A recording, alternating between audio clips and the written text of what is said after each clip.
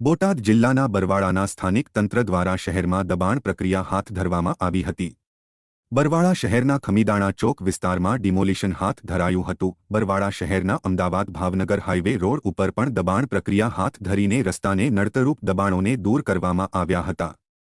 દબાણ હટાવવા માટે બરવાળા મામલતદાર, પ્રાંત અધિકારી અને ચુસ્ત પોલીસ બંદોબસ્ત વચ્ચે કામગીરી હાથ ધરાઈ હતી।